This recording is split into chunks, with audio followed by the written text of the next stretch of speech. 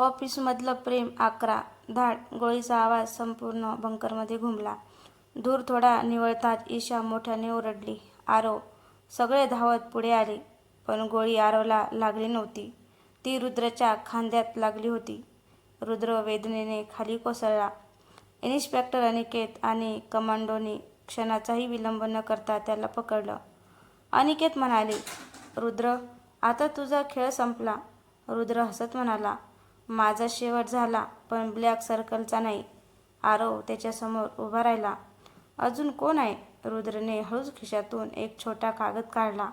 हे नाव मी फक्त तुलाच सांगणार होतो. आरवने कागद उघडला. त्यावर फक्त एकच शब्द लिहिला होता, सावली. ईशा आश्चर्याने म्हणाली, सावली म्हणजे कोण? रुद्र हसला, ज्याला तुम्ही रोज पाहता, पण कधी ओळखत नाही. इतक्यात रुद्राच्या घड्याळातून बीप बीप असा आवाज येऊ लागला. रोहन घाबरून ओरडला, आरव, त्याच्या घड्याळातही बॉम्ब आहे. कमांडोनी लगेच रुद्रला सर्वांपासून दूर नेलं. काही सेकंदातच धाड मोठा स्फोट झाला. धुराचा ढग सर्वत्र पसरला. धूर निवळल्यानंतर रुद्राचा काहीच मागमूस नव्हता. फक्त त्याच्या घड्याळाचा एक तुकडा आणि एक काळ्या वर्तुळाचं चिन्ह जमिनीवर पडलं होतं. आरवने ते चिन्ह हातात घेतलं. त्याच्या मागं एक आवाज आला, ते चिन्ह अजूनही तुझ्याजवळ आहे, म्हणजे तू आता त्यांच्या निशाण्यावर आलास. आरवने मागे वळून पाहिलं. दारात एक वृद्ध व्यक्ती उभी होती. त्यांच्या चेहऱ्यावर शांत स्मित होतं. ते म्हणाले, मी विजय देशमुखांचा मित्र प्राध्यापक समीर जोशी. आरव आश्चर्याने म्हणाला, तुम्ही बाबांना ओळखत होता? प्राध्यापक समीर म्हणाले, हो. आणि सावली कोण आहे हे फक्त मलाच माहिती आहे. हे ऐकताच आरव, ईशा, रोहन आणि इन्स्पेक्टर अनिकेत यांच्या चेहऱ्यावर आश्चर्य उमटलं. कारण कथेचं सर्वात मोठं रहस्य आता उलगडण्याच्या उंबरठ्यावर होता. प्राध्यापक समीर जोशी शांतपणे आरवसमोर उभे होते. त्यांच्या हातात एक जुनी लेदरची बॅग होती. आरवने विचारलं, प्राध्यापक, सावली कोण आहे? समीर जोशी काही क्षण शांत राहिला. उत्तर देण्याआधी तुम्हा सगळ्यांना एक ठिकाणी यावं लागेल. रोहनने संशयाने विचारले, आम्ही तुमच्यावर विश्वास का ठेवावा? समीर हसला, कारण विजय देशमुखांनी त्यांच्या मृत्यूपूर्वी माझ्याकडे एक शेवटची जबाबदारी सोपवली होती. हे ऐकताच आरव त्यांच्यासोबत जाण्यास तयार झाला. काही वेळाने सगळे एका जुन्या संशोधन केंद्रात पोहोचले. वर्षानुवर्ष बंद असलेली ती इमारत धुळीने झाकलेली होती. समीर जोशींनी भिंतीवरील एक गुप्त स्विच दाबला. गर भिंत सरकली. आत एक गुप्त खोली उघडली. त्या खोलीत शेकडो फाईल्स, जुने संगणक आणि मोठा डिजिटल नकाशा होता. समीर म्हणाले, इथूनच विजय देशमुख ब्लॅक सर्कलवर गुप्तपणे लक्ष ठेवत होते. आरवच्या डोळ्यात आश्चर्य दाटला, म्हणजे बाबा हे सगळं एकटे करत होते? नाही, आम्ही 5 जण होतो. बाकी चौघे कुठे आहेत? समीर यांचा चेहरा गंभीर झाला. तिघांचा खून झाला आहे. चौथा ते बोलत असतानाच अचानक एका संगणकाचा स्क्रीन आपोआप सुरू झाला. त्यावर एक व्हिडिओ चालू झाला. स्क्रीनवर एक व्यक्ती खुर्चीत बसलेली होती. चेहरा अंधारात होता. तो शांत आवाजात म्हणाला, आरव, तू खूप जवळ आलास. मीच सावली आहे आणि तुला वाटतं तू मला पकडशील? त्या व्यक्तीने हळूहळू टेबलावर ठेवलेला फोटो कॅमेऱ्यासमोर धरला. तो फोटो पाहता ईशाच्या हातातून मोबाईल खाली पडला. त्या फोटोत आरव लहानपणी एका अनोळखी माणसाच्या मांडीवर बसलेला होता. आरव हादरून म्हणाला, हा माणूस कोण आहे? व्हिडिओतील व्यक्ती हलकासा हसली, ज्याला तू आयुष्यभर शोधत होतास तोच तुझ्यापासून कधीच दूर नव्हता. तेवढ्यात संपूर्ण संशोधन केंद्रातील वीज गेली. पूर्ण अंधार पसरला आणि अंधारातून एकच आवाज घुमला, welcome to the final game Aarav. संपूर्ण संशोधन केंद्र अंधारात बुडालं होतं. ईशाने घाबरून आरवचा हात घट्ट पकडला. आरव, मला काही दिसत नाहीये. तेवढ्यात धाडकन मुख्य दरवाजा आपोआप बंद झाला. लाल रंगाचा इमर्जन्सी लाईट सुरू झाला. संपूर्ण खोली लाल प्रकाशाने भरून गेली. प्राध्यापक समीर शांतपणे म्हणाले, तो आला आहे. आरवने विचारलं, कोण? सावली. अचानक भिंतीवरचा मोठा स्क्रीन पुन्हा सुरू झाला. त्यावर काळा मुखवटा घातलेली व्यक्ती दिसत होती. तो हसत म्हणाला, आरव, तू अजूनही मला शोधतोय? पण मी तर तुझ्या अगदी जवळ आहे. तेवढ्यात स्क्रीनवर एकामागोमाग एक फोटो दिसू लागले. पहिला फोटो आरवच्या आईचा, दुसरा फोटो विजय देशमुखांचा, तिसरा फोटो लहानपणीचा आरव, चौथा फोटो दिसताच आरवच्या पायाखालची जमीन सरकली. त्या फोटोत विजय देशमुख, प्राध्यापक समीर आणि तो रहस्यमय माणूस तिघे एकत्र उभे होते. आरव आश्चर्याने समीरकडे पाहू लागला. तुम्ही त्याला ओळखता? समीर त्यांच्या डोळ्यात पाणी आलं. हो, तो माझा सर्वात जवळचा मित्र होता. आणि विजय देशमुखाचाही? ईशा थरथरत म्हणाली. मग तो ब्लॅक सर्कलचा प्रमुख कसा बनला? समीर काही बोलणार इतक्यात धाड गोळी झाडली गेली. गोळी समीर यांच्या खांद्यात लागली. सगळे घाबरून मागे वळले. खिडकीबाहेर काळ्या कपड्यातला एका स्नायपर पळत होता. इन्स्पेक्टर अनिकेत आणि कमांडो यांच्या मागे धावले. समीर वेदनेने म्हणाले, आरव, माझ्याकडे वेळ कमी आहे. त्या टेबलाखालच्या गुप्त कप्प्यात एक डायरी आहे. त्या डायरीत सावलीचं खरं नाव लिहिलेलं आहे. आरवने लगेच कप्पा उघडला. आत एक जुनी डायरी होती. त्याचे शेवटचं पान उघडलं आणि त्यावर लिहिलेलं नाव वाचताच त्याच्या हातातून डायरी खाली पडली. आरवच्या तोंडून नकळत शब्द बाहेर पडले, नाही, हे शक्यच नाही. आरवच्या हातातून डायरी खाली पडली. ईशा धावत त्याच्या जवळ आली. आरव, काय झालं? त्या डायरीत कुणाचं नाव आहे? त्या डायरीत कुणाचं नाव आहे? आरवच्या डोळ्यात अश्रू तरळले होते. तो थरथरत्या आवाजात म्हणाला, नाव आहे सूर्यकांत देशमुख. रोहन आश्चर्याने म्हणाला, देशमुख म्हणजे? ईशा थक्क झाली. हा तर तुझ्या बाबांचा मोठा भाऊ आहे. संपूर्ण खोलीत शांतता पसरली. प्राध्यापक समीर हळू आवाजात म्हणाले, हो, सूर्यकांत देशमुख विजयचा मोठा भाऊ आणि एकेकाळी देशासाठी काम करणारा सर्वात हुशार अधिकारी. आरव अविश्वासाने म्हणाला, मग तो ब्लॅक सर्कलचा प्रमुख कसा झाला? समीर यांनी दीर्घ श्वास घेतला.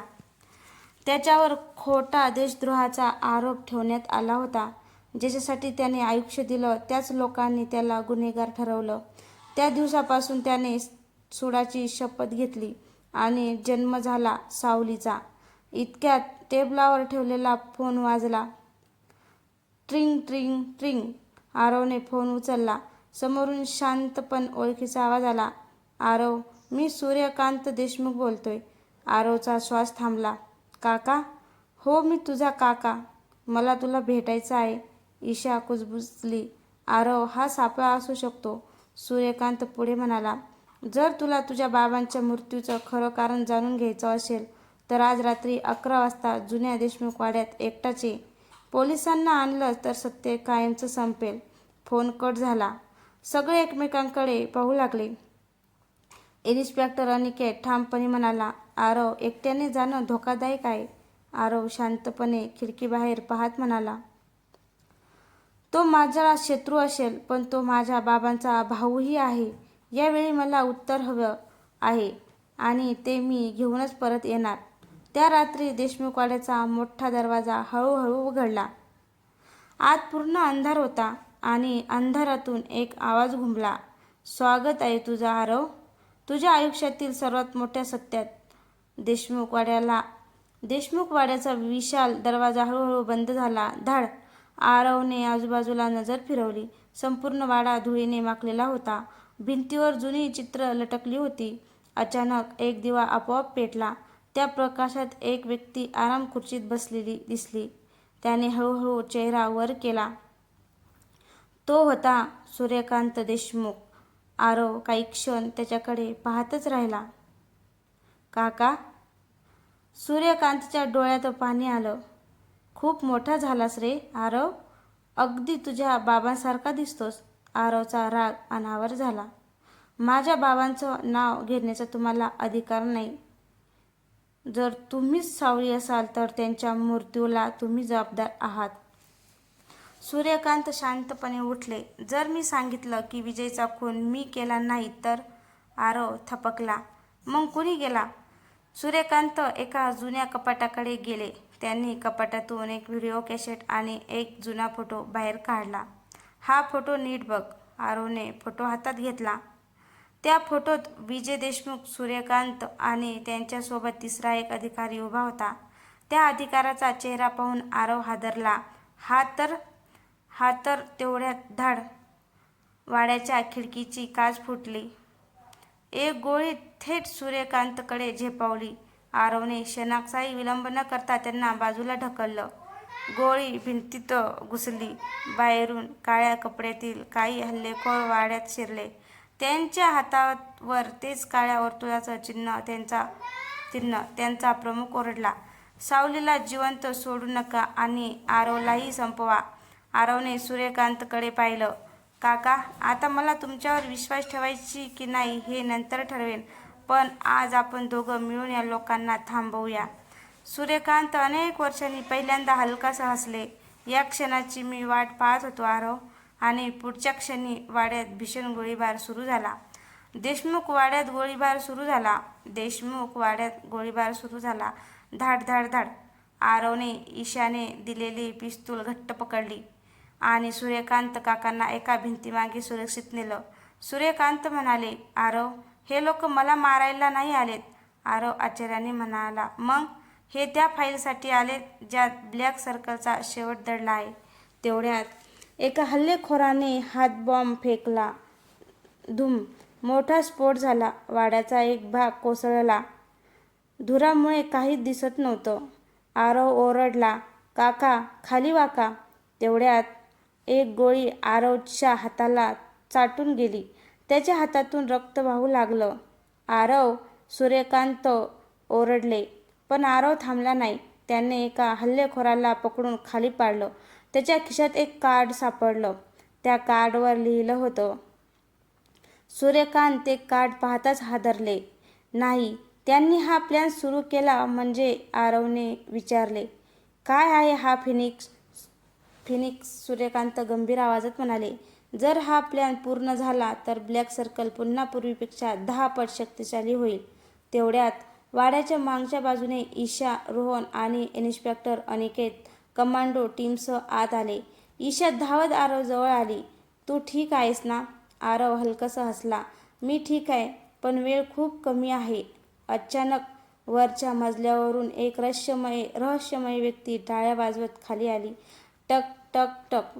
त्याच्या चेहऱ्यावर काळा मुखवटा होता. तो शांतपणे म्हणाला, शाब्बास आरव, तू इथपर्यंत पोहोचलास. सूर्यकांतच्या चेहऱ्याचा रंग उडाला. ते कुजबुजले. तोच आहे. त्या व्यक्तीने हळूहळू मुखवटा काढला आणि त्याचा चेहरा पाहताच सूर्यकांत देशमुख गुडघ्यावर बसले. त्यांच्या तोंडून फक्त एकच शब्द बाहेर पडला, सर, तुम्ही जिवंत आहात? सूर्यकांत देशमुख गुडघ्यावर बसले होते. त्यांच्या तोंडून पुन्हा शब्द बाहेर पडले, सर, तुम्ही जिवंत आहात? मुखवटा काढलेल्या त्या व्यक्तीच्या चेहऱ्यावर हलकंसं स्मित होतं. तो होता मेजर जनार्दन राणे, देशाच्या गुप्तचर विभागाचा माजी प्रमुख. त्यांच्या मृत्यूची बातमी 20 वर्षांपूर्वी संपूर्ण देशाने ऐकली होती. आरव आश्चर्याने म्हणाला, म्हणजे तुम्हीच या सगळ्यामागे आहात? मेजर राणे शांतपणे म्हणाले, नाही आरव, मी खलनायक नाही. मी त्या खऱ्या खलनायकाला बाहेर काढण्यासाठी स्वतःचा मृत्यू खोटा ठरवला. ईशा म्हणाली, मग इतकी वर्ष तुम्ही समोर का आला नाहीत? राणे उत्तरले, कारण ब्लॅक सर्कलमध्ये एक असा माणूस आहे ज्याच्यावर कुणीच संशय घेत नाही. तेवढ्यात रोहनने संगणक सुरू केला. स्क्रीनवर अचानक एक सुरक्षा अलर्ट दिसला. इन्स्पेक्टर अनिकेत घाबरून म्हणाले, 2 तासात ऑपरेशन फिनिक्स सुरू होणार. मेजर राणे गंभीर आवाजात म्हणाले, जर ते सुरू झालं तर देशभरातील ब्लॅक सर्कलचे झोपलेले सदस्य एकाच वेळी सक्रिय होतील.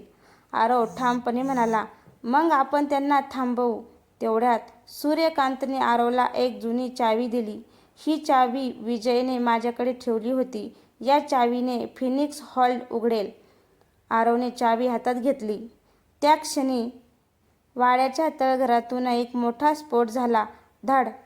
जमीन हादरली.